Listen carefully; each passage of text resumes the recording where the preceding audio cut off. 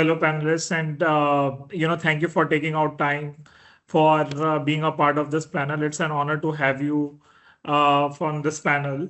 Very interesting topic that we are going to touch upon and talk about, which a lot of industries and the regulators have been talking about, which is about the incident response. And the most critical aspect is, the first 72 hours, right? So everyone wants to know what needs to be done, how to respond, and how to tackle the customers or their, what information needs to go out, do's and the don'ts. So that being said, we decided to have the panel on incident response the first 72 hours. And the theme is that, and we will be focusing on various aspects of this key topic. Before we delve into this topic and, I moderate this panel, I would like my fellow panelists, Aarti and Indu, Raghuveer, Vivek, to give a brief introduction about themselves. Requesting my first panelist, Aarti, to give a brief introduction, and then we will move to the other panelists. Sure. Thanks, Kush. A very good afternoon to everyone. My name is Aarti Lamba, and I'm heading the cyber risk governance team at Wipro. My goal is to strengthen the cybersecurity posture at Wipro. And currently, my focus is making cybersecurity not just a technical function, but a business enabler which builds confidence across every part of the organization. I've been a speaker in several forums like Data Security Council of India and several others. I'm looking forward to sharing my insights and also learning from my fellow panelists. Thank you. Thanks, Aarti. And Indu, if you can give a brief intro about yourself. Sure. Hi, very good afternoon all, and thanks Kush for inviting me in this panel. Quick introduction, I'm Anindu. I head the group internal audit function for Questcorp, based out of Bangalore. So while I am not a cyber tech savvy guy, but I'm the risk guy. Definitely anything happens, we also come into picture. So we manage the risk management function, the internal audit function, the forensic investigations, and special projects, lot many things. And I'll be also happy to learn from all my fellow colleagues, or rather, panelists today in this call, how this incident management 72 hours response, a very interesting topic, is handled by everyone. So happy to contribute and happy to hear. Thank you so much. Thanks, Anindu. Raghuveerji, if I can request Hi you to- everyone. Hi everyone. Thank you for inviting me for this panel discussion. Myself, Raghuveer Singh, I'm working as a head of IT for Relaxo Footwears Limited, and working in this industry for more than 30 plus years, and taken a various role in the various organizations, starting from manufacturing, retail, IT. So the basic role from the organization point of view is a strategical role, where apart from ensuring the seamless business operations, taking on to the digital transformations for the organization, and including the strategic security related initiatives for the system. And happy to be part of this discussion, and looking forward to have an insight and the various inputs from the various partners. Thank you. Thank you, Raghuveerji. Vivek. So good afternoon, everyone. This is Vivek Srivastava. I'm working for Hero Housing Finance Limited as a Chief Information Security Officer. I'm also part of the risk function, reporting into the CRO unit, and happy to contribute and learn from the discussion and the panels. Thank you. Thank you, everyone. Just a brief introduction about myself. I'm Kush Wadhwa. I'm responsible for forensic technology and cyber incident response. Have been doing this for the last 20 years. Have seen this domain grow by leaps and bounds because of the various attack vector and the attack surface that has increased. But absolutely an honor to have you all on this panel. And we will start with the first question, that is to Aarti. Aarti, what are the biggest operational challenges faced by Indian enterprises during the initial hours of an incident? If you can please talk about your experience and what you have seen in the industry. Sure, Kush. That's a very interesting question. So, when we talk about incident response, there's a critical window that defines the outcome, the first 72 hours. Now, these hours are actually a true test of an organization's preparedness, resilience, and decision making. Now, how an organization responds in this window determines not just the immediate impact, but also long term trust, repetition, and operational stability. Now, if I talk about India, this period actually poses some unique challenges given the diversity of enterprise systems, regulatory landscape, we have operational structures, right? So, responding to your question on biggest operational challenges, well, the initial hours of an incident are often chaotic, and Indian enterprises do face a lot of recurring operational challenges. First and foremost, if I say, would be visibility. Now, many Indian enterprises they operate in a highly complex IT environment. There are like legacy systems, we have hybrid cloud infrastructure, we have multiple endpoints across all geographies. So during an incident, it is often very difficult to quickly identify which systems have been impacted, what data has been compromised, which operations are at risk. Now, without clear visibility, containment and recovery efforts, they also can be delayed, which increases the impact. That's one. The second one is fragmented processes and unclear ownership. Now, that actually slows the decision making. Like large organizations, we have multiple teams, your security team, your IT operations team, your business continuity team, your legal, your compliance. Now, each of them have their own roles. So, during an incident, if the responsibilities are not clearly articulated, they are not clearly defined, then that becomes a very problematic area. Because who is going to communicate with the stakeholders? Who is going to engage with the regulators? So this kind of lack of coordination also delays some critical mitigation steps. The third one is regulatory and compliance challenges. Now, that adds another layer of complexity, especially in regulated sectors like BFSI, you have telecom, you have healthcare. Now, organizations need to report incidents to multiple authorities within these tight timelines, while they have to also manage the organization's response also internally. So navigating these requirements actually adds a lot of pressure, and that also increases the risk of missteps. The fourth and the most important point is challenge of coordination between your third party vendors and partners. Now many enterprises we rely on external service providers. It could be for a cloud infrastructure, for a network operations, for a critical operations. During these first 72 hours, getting timely response and alignment from your vendors, they can be very difficult, which further slows down the containment and remediation. And finally, not to forget the human element. Now, human element under stress rather. So incident response, as we all know, it's a very high pressure situation. It's a very high pressure environment. And teams can actually experience a lot of stress, a lot of confusion, miscommunication, which further leads to mistakes or delays. So to summarize all of this, I feel that Indian enterprises, they face a combination of technical complexity. It could be regulatory pressure, it could be process fragmentation. You have your vendor coordination challenges, your human factors, all of these. So organizations which prepare in advance with clearly defined roles, you have your practiced playbooks in place, you have your visibility tools in place, they are able to far more navigate in a very effective way, I would say. Because the first 72 hours is actually not a test of a technology, but actually a test of our operational discipline and organizational resilience. That's all I would say. Thank you so much, Aarti. I think that was very, very comprehensive, insights to this specific question. But I think doing the engagements of all sort, like small, medium, large engagements, I see the biggest challenge is handling the volume of data that is given to the incident responders to identify the telltale signs of the attackers.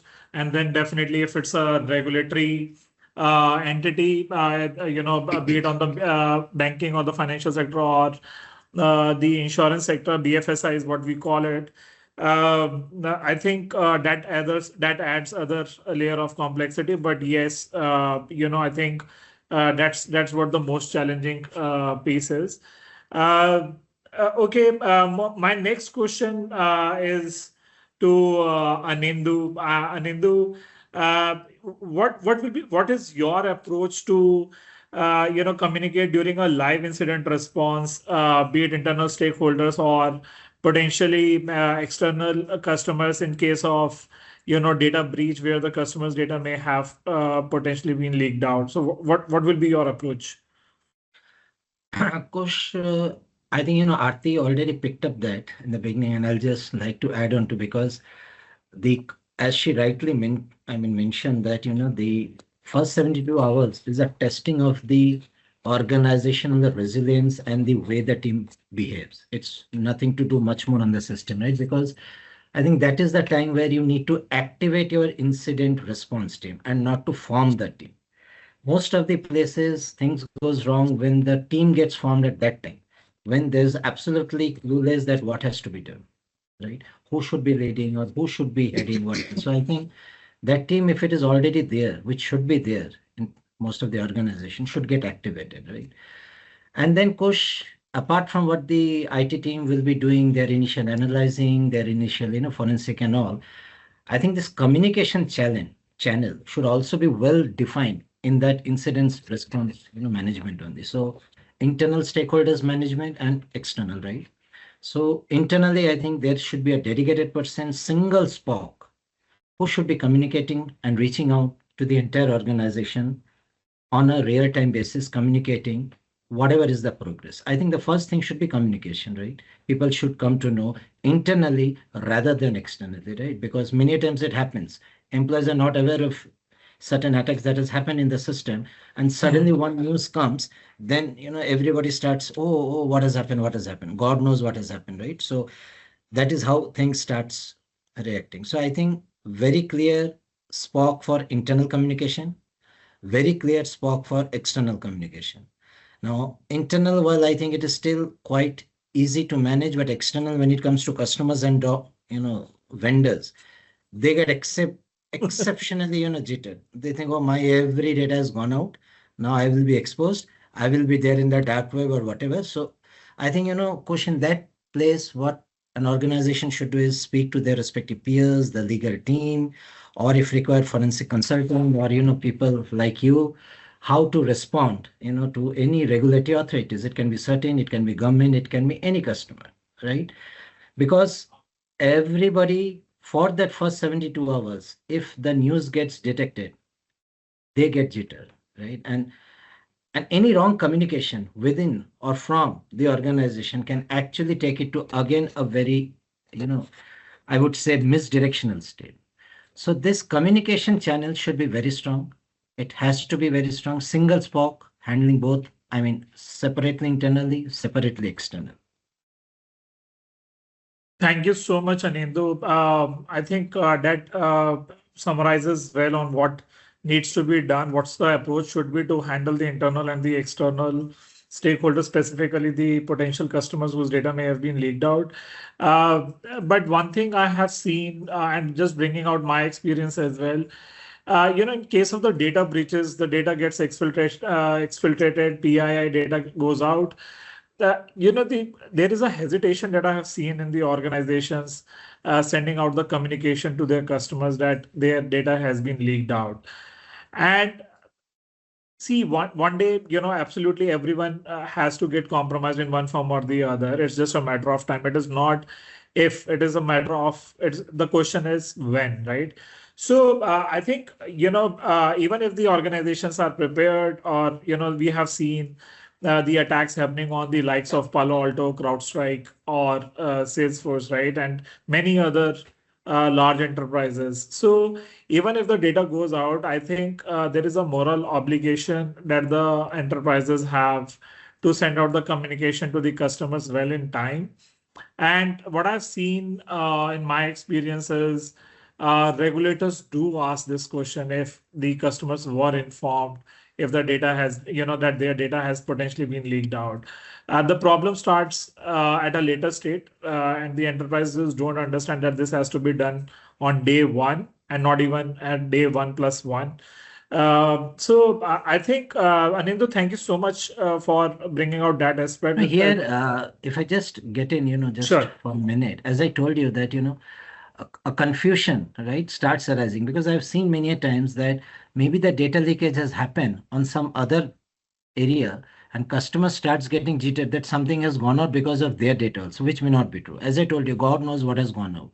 So customers should be also made sort of, relaxed. And because suddenly it's a very small channel, right? If the customer's network gets activated, then the entire customer starts, getting reached out to you. Maybe the customer's data has not been breached only. It might have been some other Right. data which have been breached. So what I was trying to say that that channel, that communication channel has to be very solid within the organization. Do not pass anything incorrect information to the external world, which catches a fire, is what I wanted to say. Thank you, Anindu. I think that So, that really helps. just a quick, quick thing. So recently, one of the big four was in news for some breach, right?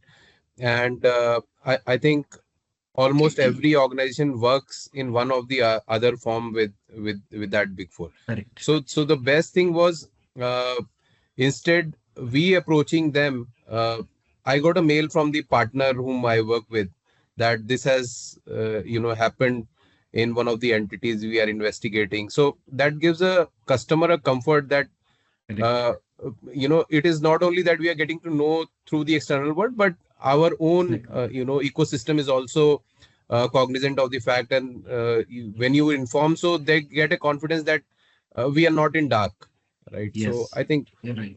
that is the key, the communication and informing the customer. Apart from the moral responsibility, it is also your regulatory responsibility to keep them aware. So by any chance, God forbid, if the data has been leaked and you haven't informed and you inform it later, so then you get into larger trouble in that sense.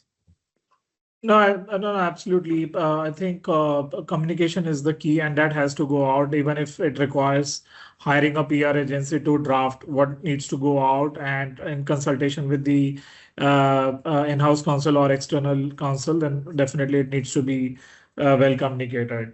Moving on to the next question, that is to Vivek. Vivek, if I may request you to switch on the camera as well. Who when the incident knocks the door, there are a lot of people advising everyone, right? Right. But I have seen large incidents happening where there was a need to set up a war room, and a lot many people wanted an access to that war room.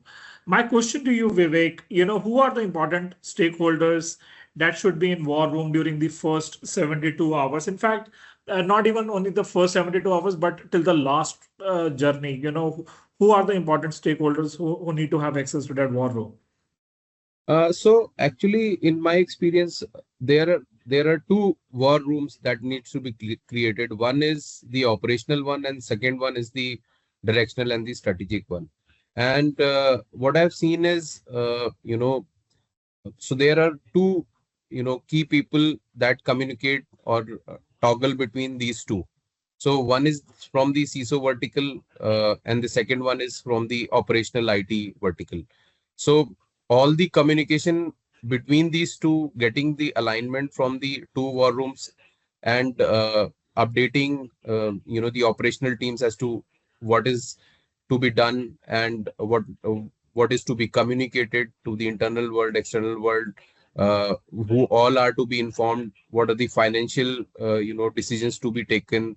What are the strategic decisions to be taken? So I think that happens between two of them. So it is not one war room. It is basically a pseudo war room also, which gives the directional, guidance to the operational war room that is made. So um, when the incident starts, so obviously immediately an incident doesn't converts into a cyber crisis, right? It doesn't converts into a crisis, and then crisis is later identified to be a cyber crisis. So since we are into a discussion on the cyber crisis side of it, so cyber crisis probably gets identified in couple of hours, or maybe in maybe in 10 12 hours, right? So that actually it is a cyber crisis, and then the response mechanism starts in. So once the operational war rooms gets created, so the key stakeholders that should be part of it is one, your IR people that should be immediately called onboarded. So you should have those numbers ready and handy. Second is the operational IT team.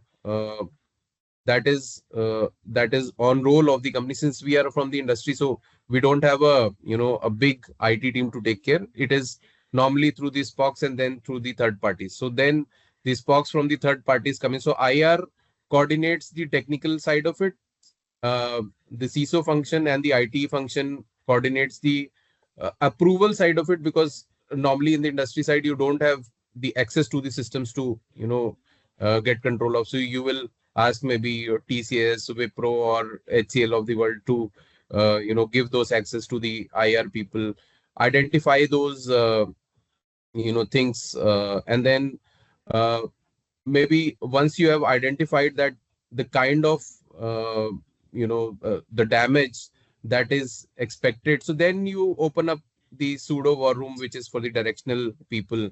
And that war room maybe starts for couple of hours, get the directions, and then closes, and then again resumes after whatever time you have decided. And this war room continues to exist till 72 hours, or in fact till whatever time it is. So in this operational war room, the key people that are required to be part of it till the end is one, your IR, second is your forensics, third is your IT team, fourth is from the infosec or the CISO vertical, and fifth is the team that is taking care of the technical portion, maybe your the NOC team, the server management team, or the security operations team. So these are the people that needs to be part of the operational war room, uh, that is to last till the this crisis is resolved and resumed to normal. But the other war room gets created, a decision passed on, what is going on ground and what is expected, those are communicated to them, and then that closes. So that is to answer your question, who should be in that war room for the first Sure. 72 hours, for the second one, for the getting created, dismantled, decisions taken, uh, information passed on to them, and then till the end. I think these are the people that needs to be there. And after that, during this operational war room, you will involve people from the communication, from your legal. So obviously, if you don't have those templates ready for the employees, for the external stakeholders, and for your regulators, so then you will have lot many people coming in ad hoc and going out. But otherwise, those people are not necessary to be in this war room. But if it is for the first time that something is happening, so then you will need to have different functions involvement. So I think if your cyber crisis management plan has those uh, templates ready, so these are the people which I just told, like your SOC, NOC, service provider, IT, and CISO function. So that should be there till the end, and rest of them can come in, vet those templates, communication can move on. So that's my experience on the uh, or first 72 hours, or maybe till the end. So on a The- lighter note, Vivek, Sorry. then people like Kush comes into picture. Yeah, so IR No, IR I respondents. I will be a part of the IR team and the forensic team that Vivek has very rightly outlined. So I think CISO function is the most critical aspect of a war room. They are the one who drives this specific thing, followed by the IR team, which can be in-house and external consultants. Forensic team and the IR, I consider it as one. IT team, absolutely must, I would say. Those are the key people, but yes, CISO office then reports to the leadership, which is the board, the CEO, or the CIO. And that's how, the war room is constituted. And if at all, the engagements are really sensitive in terms of, there are financial penalties on the firm because of this thing. At some point, general counsel office will also get involved, absolutely, because there are a lot of decisions that needs to be taken, and GC office has to be taken into consideration as well. So that's what my experience has been, and that's how I've been operating, or I've seen the war rooms being operated. Moving on to the next question, which is to Raghubir ji. Raghubir ji, I'm sorry for holding you for long, but how do you ensure your incident response plan stays relevant and tested? Moving on to the next question, Aarti, coming back to you. How do you balance containment and business continuity in the Indian context, especially for critical sectors like the BFSI or telecom? How do you go for it? Sure. So, very interesting question. So, balancing containment and business continuity is one of the most difficult aspects of incident response, especially in sectors where services are critical to millions of people, such as BFSI and telecom, right? Now, in India, this balance is particularly challenging because of regulatory obligations, because of scale of operations, and most importantly, reliance on our legacy systems. Now, the first principle which I would say to balance it is risk based prioritization. Now, not all systems are equally critical to business operations. For example, in banking, now core payment systems or our customer facing services, they must continue functioning. So, even if non critical applications can be taken offline, these cannot be. Similarly, if I talk about telecom, now network uptime for essential services is non negotiable. So, even while the affected nodes have been isolated from for containment, now, the challenge is in quickly identifying which systems must remain operational and which should be temporarily shut down. To handle this, a layered and a phased approach should actually works. I mean, it works the best. Step one: immediate containment. You quarantine affected systems, any kind of segments to prevent rather any further spread of the threat. Step two, I would say, is impact assessment. Understand the operational and business consequences of any actions which have been taken. Step three would be restoration, bringing the systems back online in a controlled manner. Now, if this phased approach is followed, this actually allows the organizations to neutralize a threat while keeping your essential services operational. And like we've already discussed earlier, also, communication is the important key. Teams need clear protocols for any kind of internal updates, for any kind of customer communication, for any kind of regulatory reporting. And maintaining the transparency while ensuring the accuracy, this also helps in bringing down the panic, bringing down any miscommunication, which can actually escalate the incident's impact.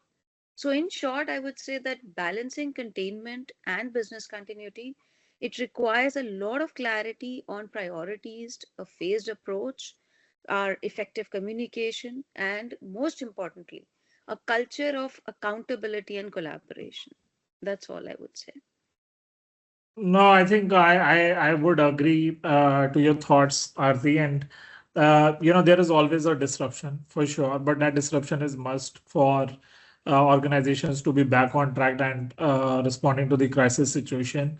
I see every incident that happens in the digital world as a crisis situation. There is a disruption, there is a financial loss. But if that disruption is not fixed, then it is not contained, absolutely, it's a larger problem that the organization has to deal with. So, absolutely, thanks, Aarti, for sharing those insights. Anindu, I was scheduled to ask the next question to you, but I will, ask my question to Raghubir since there was some network glitch at the end. So, Raghubir ji, how do you Yeah. ensure your incident response plan stays relevant and tested? Okay, because as you know that there is a no static word per se which is existing as of now. So that the similar goes with the incident response plan also, which need to be structured, and it is going to be an ongoing process. So the regular review of the incident response plan across the you can say various aspect of the organization. If there is any major change in the system or any change in the organization, so all these need to be reviewed and to be included in the your IRP. and and along with that, you have to involve all your stakeholders along with this particular process, which includes your IT, security, IR team, your legal, and the communication as well. And along with that, what could be the next important step will be you have to do the regular tabletop exercises.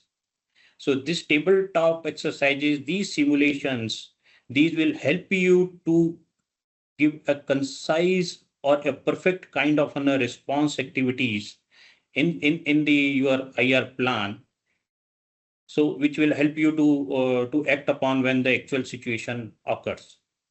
And along with that, functional drills, that the full simulations where the team actually perform that there is just something happened in the systems or some incidents has happened.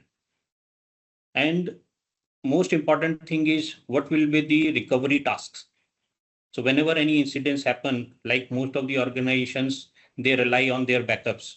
So whether you have tested your backups, whatever you have taken, so those all will be part of these functional drills or tabletop exercises.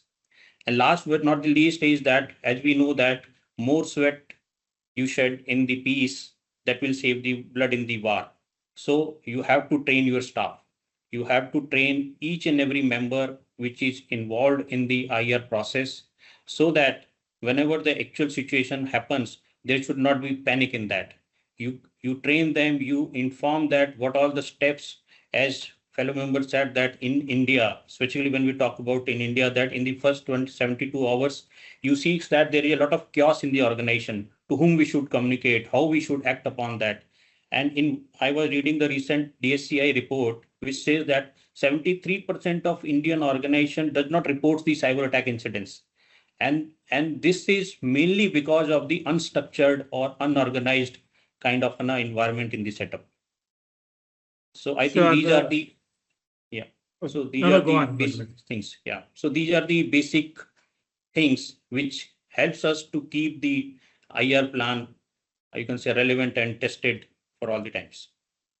Thank you. Thank you, Raghuveer. But I think the most critical aspect is the simulation, which you have very well articulated. If you do the breach and attack simulation, or the BAS is what I call it, I think you get to know the waters that the organization is in, right? Where exactly the pitfalls are, where exactly the focus areas should be, because then you get to know how active or how prepared your organization is, just in case something goes. That will answer all your questions related to your regulatory requirements, related to your PR, your insurance, and everything said and done. So I think that's helpful. Uh, Definitely, when it comes to the incident response plan, it's definitely uh, you know how maturely you handle the situation is what is the key. It's not that in what time you solve the problem. It is how maturely the organization handles that crisis situation. That's the key. Moving to the next question, that is to Anindu. Anindu, I'm not sure if you have seen any uh, incident in the past, but if you have, what has been the biggest lesson learned from the past incident, maybe in your current organization or in your past organization? So, Kush, nothing, on a very high side that has happened in my current organization on this thing, but certain things based on some other client experiences, what I can share, I think, which Raghuveer mentioned and Aarti Vivek all told that the continuous drills and all, if they are not happening, can be a nightmare during those 72 hours. As I told, that time is the activation of the or the this incident response team and not the forming of the team. So the regular drills and all, if these are not happening, then that can be a very big net. And the biggest lesson I think is to get these things conduct on a periodic basis. It should be not that, okay, one fine day I wake up and I do. No, it should be a part, it should be calendarized, it should follow the process. And I think, it should also follow the process of the some very important calendar times of the respective organization. That's a quarter ending or a half year ending. When the busy process goes on, if anything happens that time, what goes wrong? So maybe the drills and all can be also planned accordingly, where actually put down the entire system, right? In during those busy times and then test what happens. Because God forbid if it happens in real world when it gets hacked, then everything goes for a toss. So the drill and all can happen during those tough times so that any organization is well prepared to, handle that. Second thing, Kush, I think whatever happens, because of a risk management function and internal audit that we run, we say that document the entire thing very properly, right? What all has happened, what all steps the company took during that thing. So it becomes a lesson for the next time, right? And that should get somewhere incorporated in the policies or the SOPs or somewhere during the drills or in the workshops that we faced these incidents, these are the steps which took, and this is how we came out of that thing, right? So the lessons, I think, though I have not encountered that, but I can tell is that, these things should be the lessons from any kind of such incident, happening within the organization. Sure. No, I think summarized well. I know we have only 20 minutes left, but I have a few more questions to ask the fellow panelists. So, Vivek, my question to you, about, what's your advice for organizations responding to first major cyber incidents? I do understand that the first one is the most hard or the hardest for the organization, especially the CISO office, to handle. But what is your advice for the organization who is going through the first cyber incident? So I think if it is the first cyber incident, so then the lesson learned, line of items are more, right? So if it is first and you are not prepared and you have not done the homework or you have not taken into account all the key aspects, so then the lesson learned is not few line items, it is a complete book. So it is actually a cyber crisis management plan that comes out as a lesson learned, right? So then for those, so then the budgeting is not at all a constraint. So whatever you ask for, you get everything, right? So people who are responding for the first time, I think they should be rather responding for the first time, they should be prepared for the first time, right? So doing the basic homework, like you just ask the chat GPT what are the 10 things to do for a cyber crisis management, right? It will give you everything. So my advice to those who haven't experienced or get ready for the first time, it is just that do the basic homework. First is the backup should be very strong, right? So second is your expenses for getting that investigated. So ransomware, paying ransomware is illegal in India, right? So you can't Across directly the pay globe. Across the across globe. the globe. I mean, in the Western countries, yes, for sure. Yeah. Yeah. So that is there, but unfortunately you have to, give it. So that happens in form of the services. So somebody will negotiate on your behalf and you will pay them the services part of it. And then, so your cyber insurance should be very strong. Now, how much to take the cyber insurance? I think that is still subjective and evolving as to what percentage of your AUMs or, profit you take it as the cyber insurance. So second is the cyber insurance that should be very strong and should cover all these management and the services cost of it and should not be a copay on that side, right? So copay agar hota hai, so then it is of no use.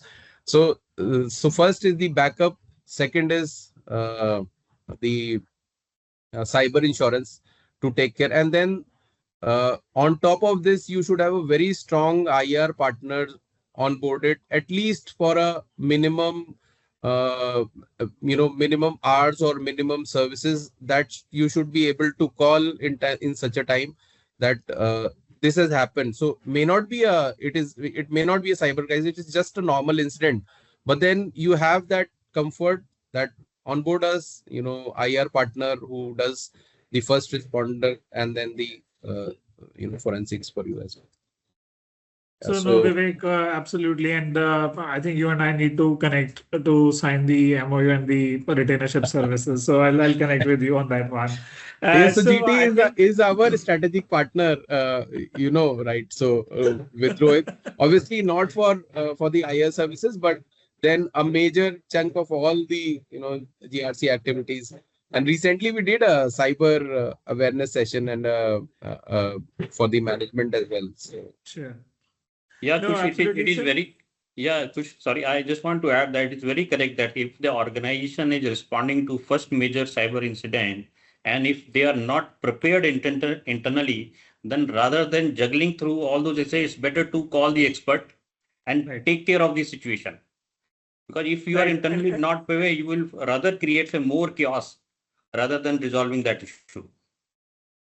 sure, and no, absolutely. I have seen the organizations having in-house team as well, but if it's when it comes to the certain or to the regulatory bodies, they do ask for a third-party independent report. The makers and the checkers cannot be the same, right? So they definitely ask for independent report, one like that is prepared by GT or some other expert, and which answers questions specifically around what exactly happened, what's the quantum loss in terms of the Mhm. financials or in terms of the data that has been exfiltrated, what has the company done to prevent such attacks in the future, right? So all those things needs to be answered in the report. So I think definitely the first one is an experience for especially for the CISO, and the amount of pressure that I've seen that is built up on CISO when the cyber attack hits the door is Okay. immense. I have seen a lot of CISOs evolving from those situations. So on a lighter note, I would say every CISO should have an experience of facing an incident on how to, and on how to handle that crisis situation. That will take his profile to next level. So that's my closing remark onto this specific question.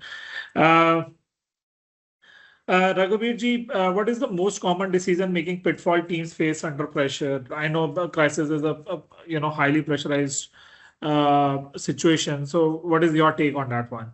Yeah, because when such kind of a situation happens, and that definitely everybody is under tremendous pressure, and when this stress spikes, so they often taken a faster decisions. They want to take a faster decisions so that they can close the call. And in under these situations, sometimes it happens they start acting on a single symptoms, and they misses the other critical indicators, and they don't go into the I can say deep dive into the particular situation, and whatever the first indication came across them, they start taking the decision on that.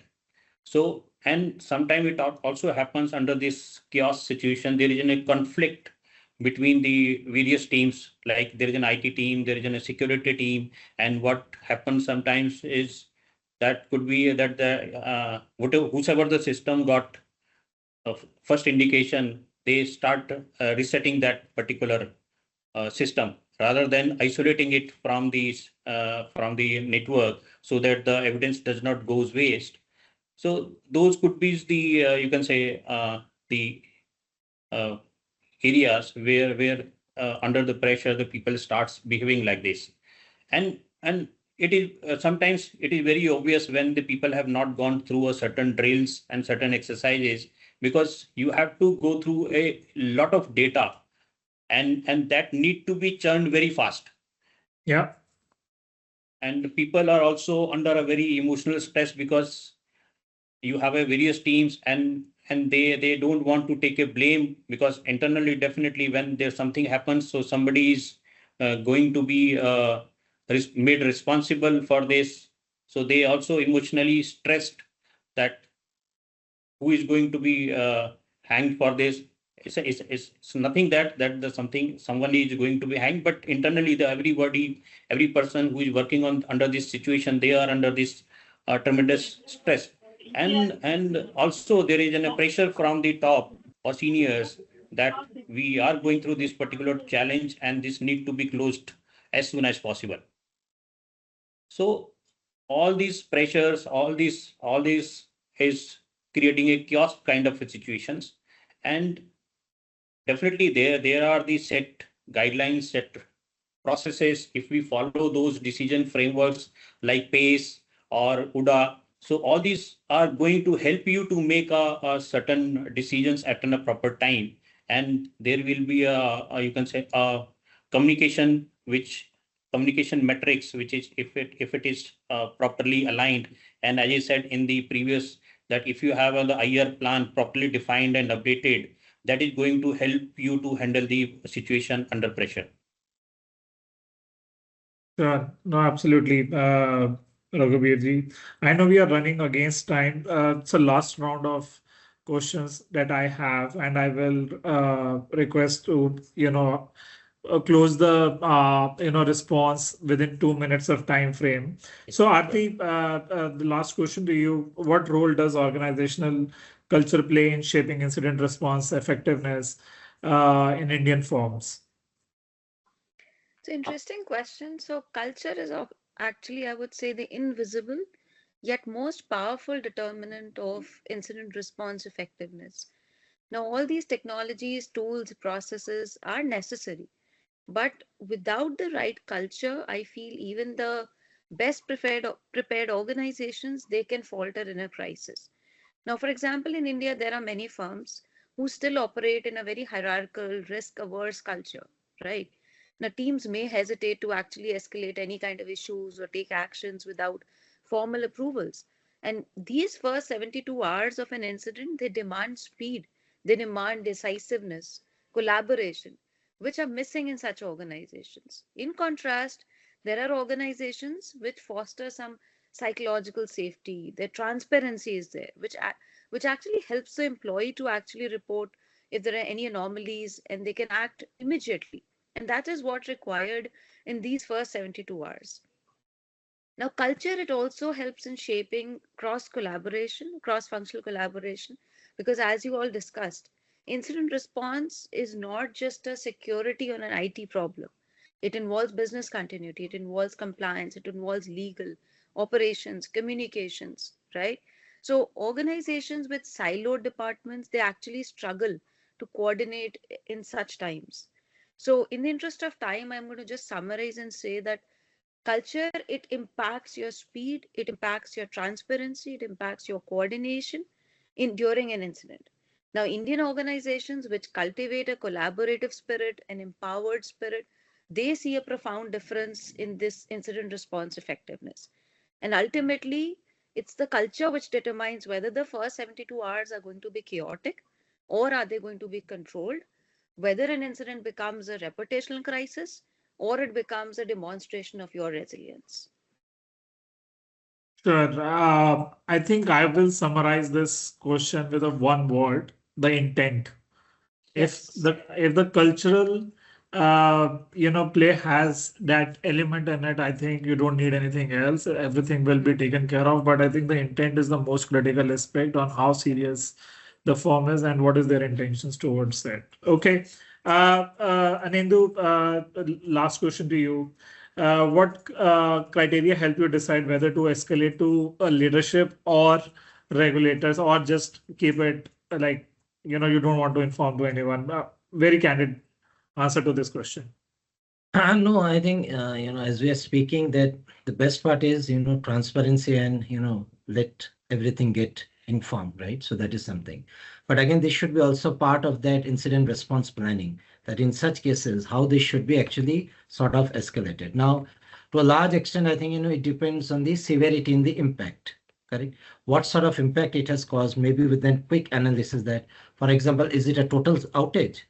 Or is it just caused a, let's say, a quick attack in some of the employee system? So it depends. If it is a total outage, definitely it needs a quick trigger, right, to the leadership team. But if it's just a one-off case or whatever, 1 2 employees, then possibly it can be sort of resolved, right? But still should be communicated once it is resolved, right? That is one. Second is, I think, uh, time frame is also very important, because if something as per the plan was supposed to be contained within a particular time and we are not able to do that, I think then immediate trigger should go, right? That we are losing out of the time and we are not able to handle it. Another thing, very crucial, I think sometime back we discussed, Raghuveer, Vivek, Aarti were telling that a requirement of a specific or a specialized resource, if this impact is very high, and if it is a kind of a regulatory sector, let's say NBFC or telecom and all, where there can be a big data leakage, in that case I think getting the leadership right in front from the very beginning should be very important, because they cannot wait when everything or the damage has happened, right?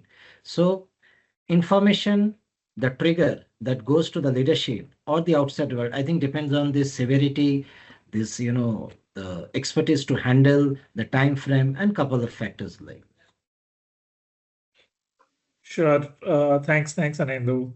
Vivek, next question to you. What signals or indicators are most critical in the first 72 hours? So,